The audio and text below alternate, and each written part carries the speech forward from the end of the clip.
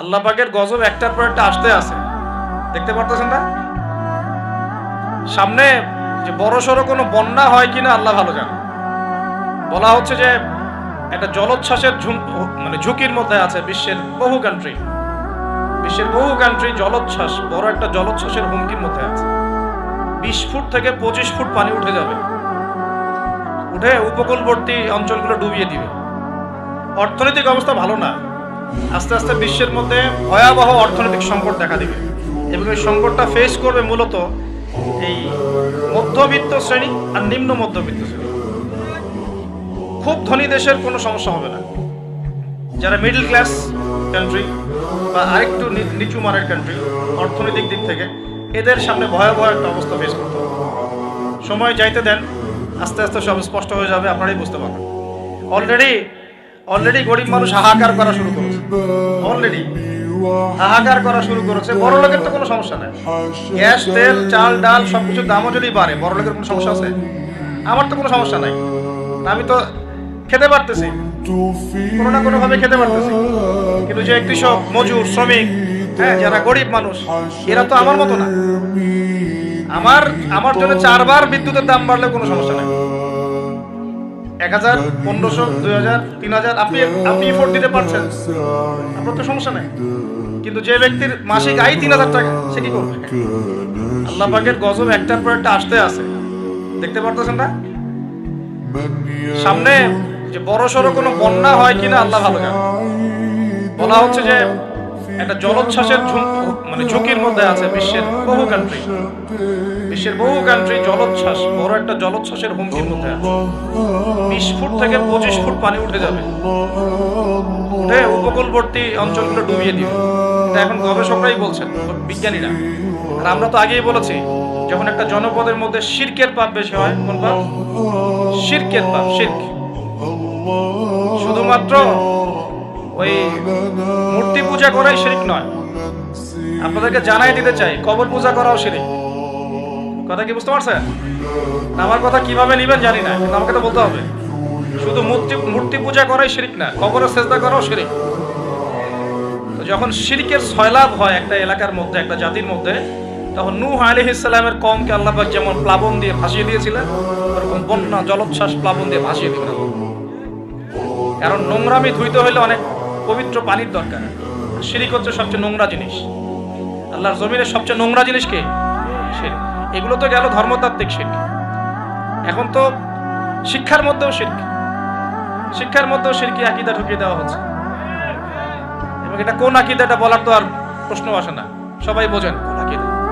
যখন মানুষ কোরআনের সৃষ্টিতত্ত্ব বাদ দিয়ে মানব রচিত সৃষ্টিতত্ত্ব বইয়ের মধ্যে ঢুকায়, এটা শিরক না? অর্থনীতির মধ্যে এখন শিরক আছে। কিরকম? আল্লাহ পাক হালাল যে অর্থনীতি দিয়েছেন, ওটাকে বুড়া আঙ্গুল দেখিয়ে এখন সুদ ভিত্তিক অর্থনীতি চলছে সব জায়গায়। আল্লাহ পাকের হালালকে যে হারাম করে, এটা শিরক না? এটা সূরা তওবা পড়বেন, সূরা তওবার 31 নম্বর আয়াত। আমি রেফারেন্সের কথা বলছি, সূরা তওবার 31 নম্বর আয়াত পড়ে দেখবেন। আল্লাহ পাক বলছেন যে আল্লাহর হালালকে যদি কেউ হারাম করে নেয় আর হারামকে হালাল করে নেয়, এই যে পরিবর্তন, এই কাজটা, এটা কিন্তু শিরকি আকীদা, কুফর, শিরক। আপনি আল্লাহর হালালকে হারাম করতে পারেন না। আল্লাহ পাক একটা হারাম করেছেন, আপনি হালাল করতে পারবেন না। মানেন না ব্যক্তিগতভাবে, সেটা আলাদা বিষয়, কিন্তু অন্যের উপর ইম্পোজ করতে পারবেন না।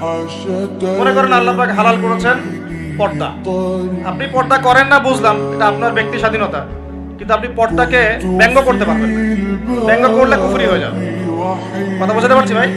নিজে পালন করে না, সেটা আলাদা বিষয়। আমি পালন করি না, তার কাছে মনে হয় যে বেপর্দায় চললেই মনে হয় ভালো, নাউজুবিল্লাহ। ওর কাছে এটাই মনে হয়, ওর কাছে এটাকে মনে হয় প্রগতি, অগ্রগতি, উন্নয়ন। তো সে তার থট নিয়ে থাক। কিন্তু যদি সে বলে যে না, পর্দা সেকেলে প্রথা, এখন চলে না, ওই যুগে চলতো, এটাকে টিটকারি করে, ব্যঙ্গ করে, তাহলে কুফরি করবে, শিরক করবে। মনে করেন মদ আল্লাহ হারাম করেছেন, আর কিছু মানুষ মদ খায়, হারাম মনে করেই খায় বা হালাল মনে করেই খায়, মানে খায় আর কি। একজন খায়, সেটা আলাদা আলাদা পাপ। আর কেউ যখন মনে করবে যে না, আল্লাহ পাকের এই হালাল হারামের বিধান আমি মানি না, আল্লাহ পাকের হালাল হারামের বিধান আমি মানি না, তখন হবে শিরক আর কুফর। এমনি হচ্ছে কবিরা গুনাহ। আর যখন হালালকে হারাম করে নিবে আর হারামকে হালাল করে নিবে, তখন শিরকের পর্যায়ে চলে যাবে। এই সিস্টেম এখন চলছে না। আল্লাহ পাকের সুদ ভিত্তিক, আল্লাহ পাকের হালাল অর্থনীতি বাদ দিয়ে সারা বিশ্বে এখন সুদ ভিত্তিক অর্থনীতি চলছে না? বুঝেন না এগুলা? আল্লাহ রাব্বুল আলামিন পবিত্র কোরআনে সূরা নাহলের মধ্যে একটা আয়াত নাযিল করেছেন, আয়াত নাম্বার 89। আল্লাহ পাক বলছেন, বিসমিল্লাহির রহমানির রহিম, ওয়া নাযালনা আলাইকাল কিতাবা তিবয়ানান লিকুল্লি শাই ওয়া হুদা ওয়া রাহমাতান ওয়া বুশরা লিল মুসলিমিন। আল্লাহ পাক নবী মুহাম্মদ সাল্লাল্লাহু আলাইহি ওয়াসাল্লামকে বলছেন, হে নবী মুহাম্মদ সাল্লাল্লাহু আলাইহি ওয়াসাল্লাম, আমি তোমার প্রতি এমন একটা কিতাব নাযিল করেছি, এই কিতাব আল কোরআনুল কারীম। হে নবী মুহাম্মদ সাল্লাল্লাহু আলাইহি ওয়াসাল্লাম, আমি আপনার প্রতি এমন একটা কিতাব নাযিল করেছি যে কিতাবটা হচ্ছে তিবয়ানান লিকুল্লি শাই, অর্থাৎ এই পৃথিবীর প্রতিটা বিষয়কে ব্যাখ্যা করবে, মানুষের জীবনের প্রতিটা বিষয়কে ব্যাখ্যা করবে এমন একটা কিতাব আমি নাযিল করেছি। বলেন সুবহানাল্লাহ। শুধু তাই নয়, ওয়া হুদান, এবং এই কিতাবটা ব্যাখ্যা তো করবেই, একই সাথে হেদায়েত মানে পথ দেখাবে, ওয়া রাহমাতান, এবং এই কিতাবটা হচ্ছে আল্লাহর পক্ষ থেকে রহমত বা অনুগ্রহ, দয়া। 3, 4, ওয়া বুশরা লিল মুসলিমিন, এবং এই কিতাবের সামনে যে নিজের ইচ্ছাকে সঁপে দিবে, যে আত্মসমর্পণ করবে, এই মুসলিমদের জন্য এই কিতাবটা হচ্ছে বুশরা মানে সুসংবাদ। তাহলে আল্লাহ পাক এই আয়াতের মধ্যে আল কোরআনকে 4টা বিষয় বলেছেন। 1, আল কোরআন হচ্ছে প্রতিটা বিষয়ের ব্যাখ্যা, 1 নাম্বার। 2, আল কোরআন হচ্ছে হেদায়েত মানে পথ প্রদর্শক, পথ নির্দেশ আপনাকে দিবে, গাইডেন্স। 3 নাম্বার, এই কিতাব হচ্ছে রহমা মানে দয়া, আল্লাহর পক্ষ থেকে অনুগ্রহ। 4 নাম্বার, এই কিতাব হচ্ছে বুশরা সুসংবাদ। কাদের জন্য সুসংবাদ? যারা এই কিতাবের সামনে আত্মসমর্পণ করবে, মুসলিমদের জন্য। তো এই আয়াত থেকে বুঝতে পারছি যে কোরআনে আল্লাহ পাক এমন কোন বিষয় নাই যেটা ব্যাখ্যা করেন নাই, এবং কোরআনের প্রাসঙ্গিক ব্যাখ্যা হিসেবে আল্লাহ রাব্বুল আলামিন আবার হাদিস নাযিল করেছেন, যেটাকে আমরা সুন্নাহ বলি। এই দলিল কোথায়? সূরা হাশর আয়াত নাম্বার 7। কত নম্বর আয়াত? সূরা হাশর 7 নম্বর আয়াত। আল্লাহ পাক বলছেন, ওয়া মা আতাকুমুর রাসূলু ফাখুযু, রাসূল সাল্লাল্লাহু আলাইহি ওয়াসাল্লাম যা যা দেন নিয়ে নাও। রাসূল সাল্লাল্লাহু আলাইহি ওয়াসাল্লাম যা যা দেন নিয়ে নাও। ওয়া মা নাহাকুম আনহু ফান্তাহু, রাসূল সাল্লাল্লাহু আলাইহি ওয়াসাল্লাম যা যা ছেড়ে দিতে বলেন, নিষেধ করেন, ছেড়ে দাও। এখন রাসূল যা দেন সেটা কি কোরআনে আছে না হাদিসে আছে? বলেন। আচ্ছা, রাসূল যা থেকে নিষেধ করেন সেগুলো কি কোরআনে আছে না হাদিসে আছে? মনে করেন আমরা বললাম ঈশার নামাজ কয় রাকাত? ফরজ নামাজ 4 রাকাত। 4 রাকাত নামাজের মধ্যে মোট কতগুলো সেজদা হবে? 1 রাকাতে আমরা কয়টা সেজদা করব, কয়টা রুকু করব, রুকুর তাসবিহ কি পড়ব এবং কয়বার করে পড়ব, সেজদার তাসবিহ কি পড়ব, কয়বার করে পড়ব, 2 সেজদার মাঝখানে বসবো কিনা, 2 সেজদার মাঝখানে কোনো দোয়া করব কিনা, রুকু থেকে উঠে সামি আল্লাহু লিমান হামিদা বলে রব্বানা ওয়া লাকাল হামদ বলতে হবে কিনা, এই খুঁটিনাটি বিষয়টা কি আপনি কোরআনে পাবেন? পাবেন না। কোরআনে পাবেন যে আপনাকে 5 ওয়াক্ত সালাত ফরজ করা হয়েছে। এখন আপনি হাদিসে গিয়ে পাবেন যে সালাতের ওয়াক্ত কেমন হবে, কখন হবে, কিভাবে ওযু করতে হবে, আপনি জুনুবি অবস্থায় থাকলে কিভাবে ফরজ গোসল করবেন, কিভাবে মিসওয়াক করবেন, ওযুর সময় কি আগে ধোবেন, বিসমিল্লাহ বলে কি আগে মাথা মাসা করবেন নাকি আগে হাতের কবজি পর্যন্ত ধোবেন, কি করবেন, ধারাবাহিকতা কেমন হবে, নামাজের দিকে আপনি কিভাবে যাবেন, কিরকম পোশাক পরলে নামাজ হবে, কেমন পড়লে নামাজ হবে না, কোন ওয়াক্তে নামাজ পড়লে নামাজ হবে, কোন ওয়াক্তে পড়লে হবে না, কোন ওয়াক্তের নামাজ কত রাকাত হবে, কোন রাকাতে কয়টা সেজদা করবেন, কয়টা রুকু করবেন ইত্যাদি, মানে খুঁটিনাটি বিষয়। এই খুঁটিনাটি বিষয়গুলো কিন্তু আছে হাদিসে। কোথায় আছে ভাই? এই হাদিস এবং সুন্নাহ প্লাস কোরআন, এই দুটোকে মিলেই হচ্ছে ওয়াহি, আল্লাহ পাকের ওয়াহি। এখন অনেকেই এই আয়াতের ভুল ব্যাখ্যা করতে পারেন যে আল্লাহ পাক তো বলেছেন কোরআনের সমস্ত বিষয় আমি ব্যাখ্যা করেছি, তাহলে হাদিসের কি প্রয়োজন আছে? উত্তর হচ্ছে আল্লাহ পাক কোরআনে সমস্ত বিষয়ের মূল নীতি ব্যাখ্যা করেছেন, আর হাদিসে গিয়ে এর বিস্তারিত ব্যাখ্যা করেছেন। আমি কি বুঝাতে পারছি? আরেকটা দলিল সূরা নাজম আয়াত নাম্বার 3-4। সূরা নাজম আয়াত নাম্বার 3-4 আল্লাহ রাব্বুল আলামিন বলছেন যে ওয়ামা ইয়ানতিকু আনিল হাওয়া, মুহাম্মদ সাল্লাল্লাহু আলাইহি ওয়াসাল্লাম নিজের মন গড়া কোনো কথা বলেন না। মুহাম্মদ সাল্লাল্লাহু আলাইহি ওয়াসাল্লাম নিজের মন গড়া একটা শব্দ উচ্চারণ করেন না। ইন হুয়া ইল্লা ওয়াহয়ু ইউহা, তিনি শুধু অতটুকু কথা বলেন যেটা তার কাছে ওহী করা হয়।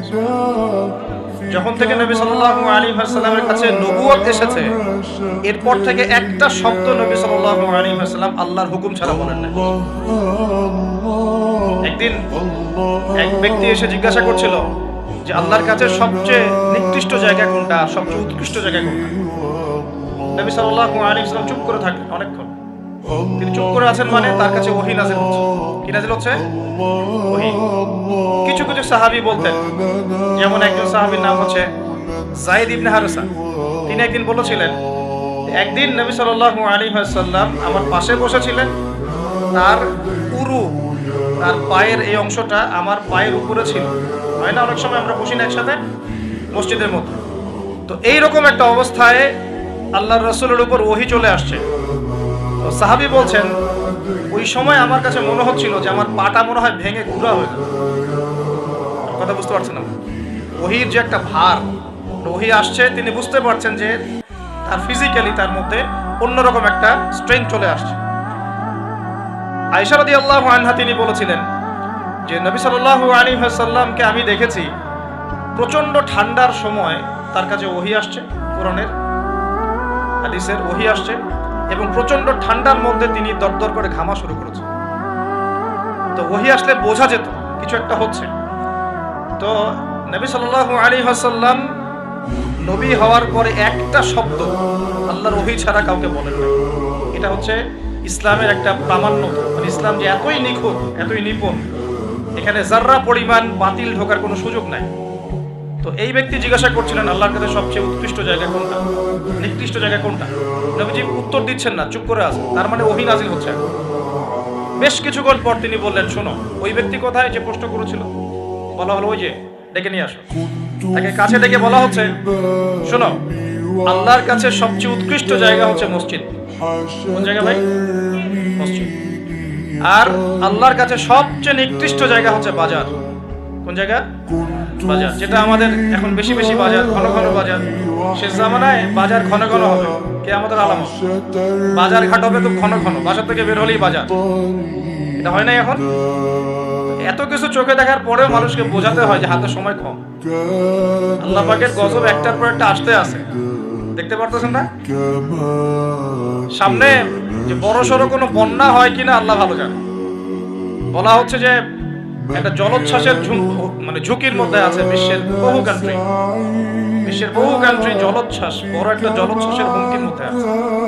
20 ফুট থেকে 25 ফুট পানি উঠে যাবে, উঠে উপকূলবর্তী অঞ্চলগুলো ডুবিয়ে দিবে। এটা এখন গবেষকরাই বলছেন, বিজ্ঞানীরা।